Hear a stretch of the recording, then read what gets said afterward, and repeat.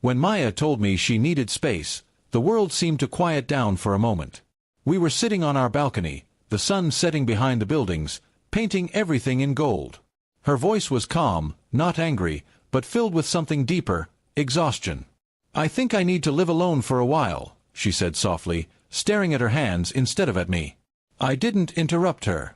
I just waited, trying to keep my breathing steady. She continued, "It's not that I don't care about us. I just feel like I've lost myself somewhere in this relationship. I don't even recognize what I want anymore." Her words stung, but I knew they weren't meant to hurt. Maya wasn't running away. She was searching for air in a room that had become too crowded with silence. After a long pause, I simply said, "If space is what you need to find yourself again, then I'll give it to you." She looked surprised, maybe even confused. I smiled faintly and added, "Love isn't a cage, Maya. If you need time to breathe, I want you to take it. I'll be okay." I didn't say it to sound noble. I said it because deep down, I understood. Sometimes, love means stepping aside, even when every part of you wants to hold on. The next morning, she packed her things quietly. We didn't fight. We didn't cry. We just stood at the door for a while, unsure of how to say goodbye without breaking something invisible between us. She whispered, "I don't know how long I'll need." I nodded. "Take all the time you need. Just promise me you'll be honest with yourself." Days turned into weeks. The apartment felt emptier than I imagined it would. I'd catch myself setting 2 plates for dinner, then quietly putting one away. Her favorite mug sat untouched on the shelf, and every time I saw it, a soft ache spread through me. But amid the loneliness, something unexpected happened. I began to think about my own life, too.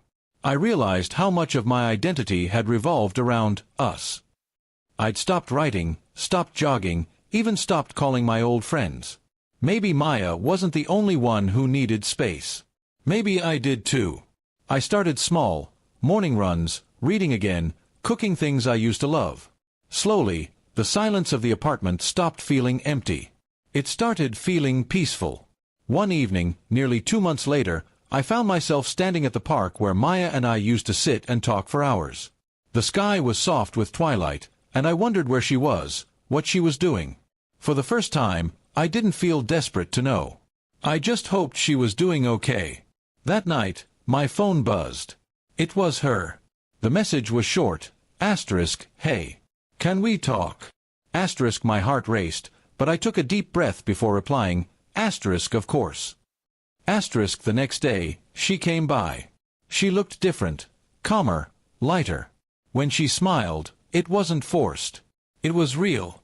We sat on the same balcony where she had once said she needed to leave.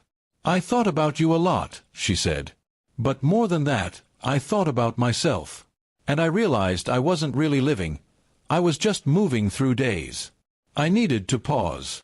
I listened quietly. "And did you find what you were looking for?" I asked gently.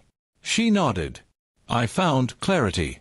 I found that I still want to share my life with you, but not because I need to, because I choose to." Her words filled the air like a slow sunrise. I smiled and said, "Then let's start over. No rush. No expectations. Just 2 people growing at their own pace." She reached for my hand and whispered, "That's all I wanted, to know we could love each other without losing ourselves." From that day forward, we didn't try to return to how things used to be. Instead, we built something new, a relationship that had space to breathe, room to grow, and understanding at its center. Sometimes, when people say they need space, it's not an ending. It's a quiet request for peace. And if you love them enough to listen, that space can become the place where love learns to live again.